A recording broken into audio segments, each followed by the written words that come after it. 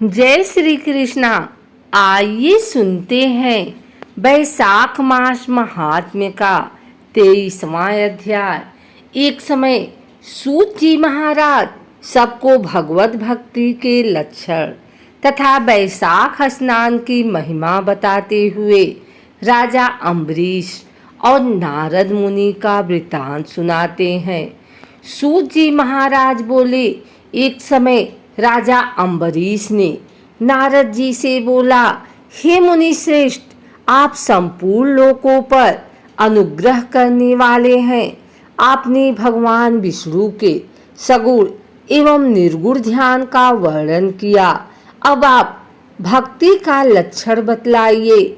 साधुओं पर कृपा करने वाले हे देव ऋषि, मुझे यह समझाइए कि किस प्रकार मनुष्य को कब, कहाँ, कैसी और किस प्रकार की भक्ति करनी चाहिए। राजाओं में श्रेष्ठ महाराज अम्बरीश के ये वचन सुनकर देवर्षि नारद जी को बड़ी प्रसन्नता हुई। वे उनसे बोले, राजन सुनो, भगवान की भक्ति समस्त पापों का नाश करने वाली है। मैं तुमसे उस भक्ति का भली भांति वर्णन करता हूँ। भक्ति अनेकों प्रकार की बताई गई है। मानसी, वाचिकी, कायिकी, लौकिकी, वैदिकी तथा आध्यात्मिकी। ध्यान, धारणा, बुद्धि तथा वेदार्थ के चिंतन द्वारा जो भगवान विष्णु को प्रसन्न करने वाली भक्ति की जाती है, उसे मानसी भक्ति कहते हैं, अर्थात मन से की गई भक्ति। दिन रात वेद मंत्रों के उच्चारण, जप तथा उपनिषद वेद आदि के पाठ जो भगवान की प्रसन्नता के लिए किए जाते हैं, उसका नाम वाचिकी भक्ति है, अर्थात मुख से की गई भक्ति। व्रत, उपवास और नियमों के पालन तथा पांचों इंद्रियों के समय द्वारा की जाने वाली आराधना, जो कि शरीर से साध्य होने के कारण काय की भक्ति कही गई है। यह सब प्रकार की सिद्धियों का संपादन करने वाली है। पाद्य, अर्घ्य आदि उपचार, नृत्य, वाद्य, गीत, जागरण तथा पूजन आदि के द्वारा जो भगवान की सेवा की जाती है, उसे लौकिकी भक्ति कहते हैं। ऋग्वेद, यजुर्वेद और सामवेद के जप संहिताओं के अध्ययन आदि तथा भविष्य की आहुति, यज्ञ, याज्ञादि के द्वारा की जाने वाली उपासना का नाम वैदिकी भक्ति है। दिवाज पुरुषों ने अमावस्या, पूर्णिमा तथा विष्णु योग, जब दिन और रात बराबर हो, तुला और मेष की संक्रांति आदि के दिन जो याग करने का आदेश दिया है, वह वैदिकी भक्ति का साधक है। अब मैं योगजन आध्यात्मिकी भक्ति का वर्णन करता हूँ, सुनो। योगज भक्ति का साधक सदा अपनी इंद्रियों को संयम में रखकर प्राणायाम पूर्वक ध्यान किया करता है, विषयों से अलग रहता है। वह ध्यान में देखता है भगवान का मुख अनंत तेज से उद्दीप्त हो रहा है। उनकी कटी के ऊपरी भाग तक लटका हुआ यज्ञोपवीत शोभा पा रहा है। उनका शुक्ल वर्ण है, 4 भुजाएं हैं। उनके हाथों में वरद और अभय की मुद्राएं हैं। वे पीत वस्त्र धारण किए हुए हैं। उनके नेत्र अत्यंत सुंदर हैं। वे प्रसन्नता से परिपूर्ण दिखाई देते हैं। हे राजन, इस प्रकार योग युक्त पुरुष अपने हृदय में परमेश्वर का ध्यान करता है। जैसे प्रज्वलित अग्नि लकड़ी को भस्म कर डालती है, उसी प्रकार भगवान की भक्ति मनुष्य के पापों को नष्ट कर देती है। भगवान श्री विष्णु की भक्ति साक्षात सुधा का रस है, संपूर्ण रसों का एकमात्र सार है। इस पृथ्वी पर मनुष्य जब तक उस भक्ति का श्रवण नहीं करता, उसका आश्रय नहीं लेता, तभी तक उसे सैकड़ों बार जन्म, मृत्यु और जरा के आघात से होने वाले नाना प्रकार के दैहिक दुख प्राप्त होते हैं। यदि महान प्रभावशाली भगवान अनंत का कीर्तन और स्मरण किया जाए तो वे समस्त पापों का नाश कर देते हैं। ठीक उसी तरह जैसे वायु मेघ का तथा सूर्यदेव अंधकार का विनाश कर डालते हैं, राजन देव पूजा, यज्ञ, तीर्थ स्नान, व्रतानुष्ठान, तपस्या और नाना प्रकार के कर्मों से भी अंतःकरण की वैसी शुद्धि नहीं होती जैसी भगवान अनंत का ध्यान करने से होती है।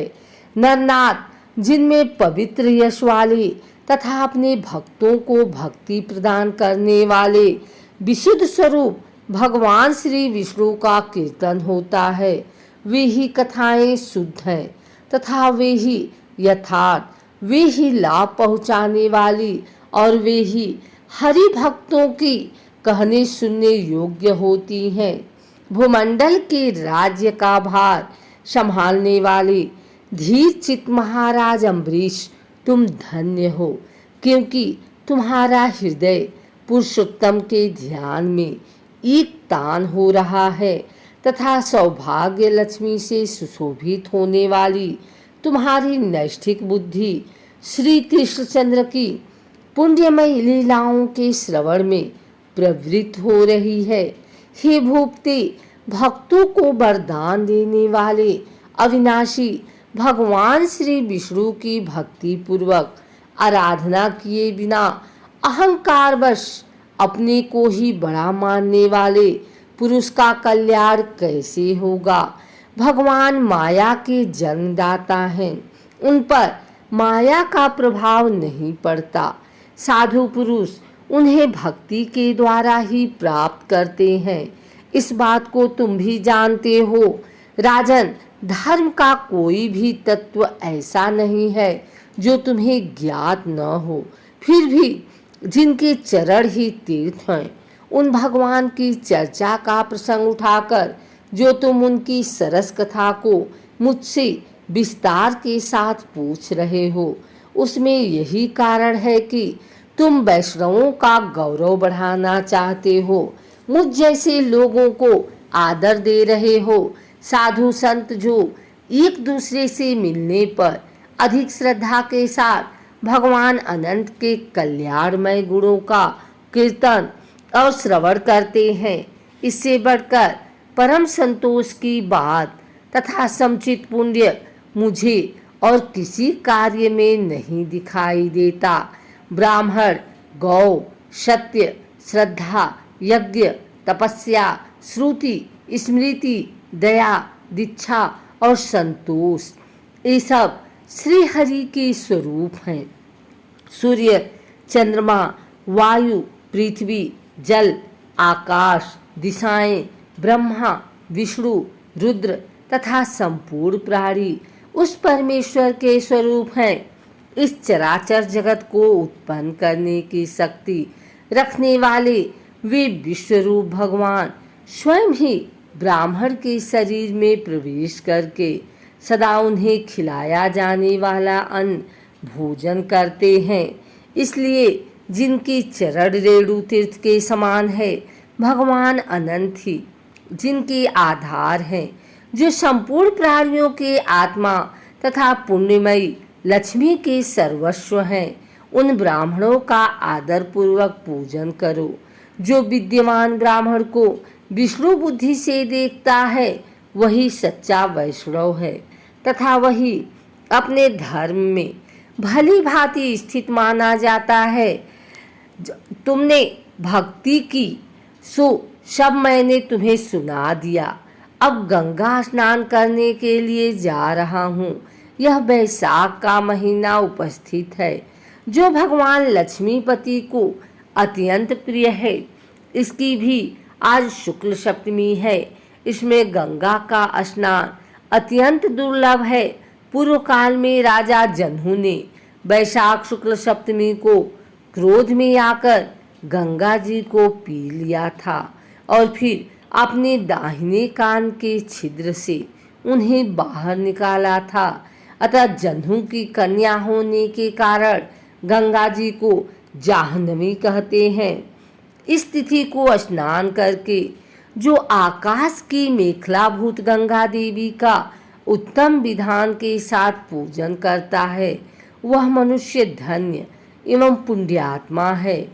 जो वैशाख शुक्ल सप्तमी को विधि पूर्वक गंगा में देवताओं और पितरों का तर्पण करता है, उसे गंगा देवी की कृपा दृष्टि से देखती हैं तथा वह स्नान के पश्चात सब पापों से मुक्त हो जाता है।